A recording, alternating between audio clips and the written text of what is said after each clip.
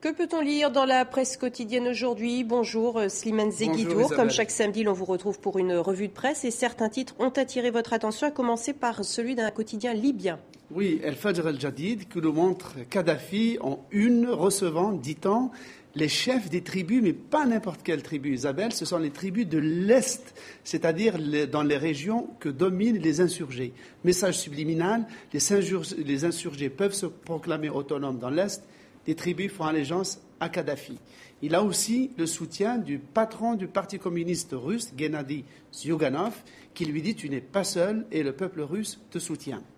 On va aller en Égypte cette fois-ci, où le quotidien El Goumhouriya, La République, ce quotidien qui pendant des années a encensé Suzanne Moubarak, l'a glorifiée, eh bien, il dit que Suzanne Moubarak est condamnée à 15 jours de prison et que lorsqu'elle a appris la sentence, elle s'est évanouie. Et le journal célèbre aussi l'unité qui s'est opérée hier au Caire entre chrétiens et musulmans. Ensuite, on va passer de l'Égypte en Israël, où il y a un petit éclairage, Isabelle, que je trouve intéressant. Ce sont les Syriens du Golan occupés. Le plateau du Golan, occupé en 1967 par Israël, annexé en 1981, abrite 20 000 Syriens qui sont à 2 pas de Damas, à 1 heure de voiture, et qui entendent les rumeurs des manifestants et des coups de feu, et qui sont vraiment tiraillés parce que, pour eux, la Syrie, c'est un tout, c'est la mère patrie.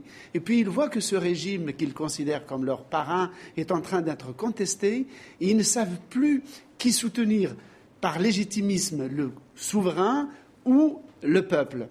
Enfin, on va aller aussi dans la région en Palestine, où le journal Al-Quds de la partie arabe de Jérusalem nous dit que les débuts de la commémoration de la Nakba, 60e anniversaire donc de la catastrophe, c'est le sens de la Nakba, c'est-à-dire de l'exil de 800 000 Palestiniens, des 800 000 il y a des 800 000 qui sont restés, mais les autres sont partis. Suite à la création d'Israël. Suite à la création d'Israël, qui ont été expulsés ou chassés. Donc, la célébration aura lieu en Israël, dans les territoires palestiniens de Cisjordanie et de Gaza, mais aussi dans la trentaine de camps palestiniens qui entourent la Palestine-Israël, c'est-à-dire au Liban, en Syrie et en Jordanie. Et enfin, on va faire un saut en Afrique du Nord, en Algérie. On l'a oublié, mais en Algérie, s'il n'y a pas la révolution comme dans les autres pays arabes, il y a cette violence terroriste endémique qui continue. 7 militaires ont été tués avant-hier dans une attaque à l'aube par un groupe terroriste. Et il ne se passe pas une semaine sans qu'il y ait un attentat terroriste qui ne vienne défrayer la chronique, ou plutôt ne la défraye plus parce que ça s'est banalisé. Il a suffi qu'il y ait des bilans comme celui-ci pour que la presse en parle. Merci Slimane Zeguidour. On a évoqué la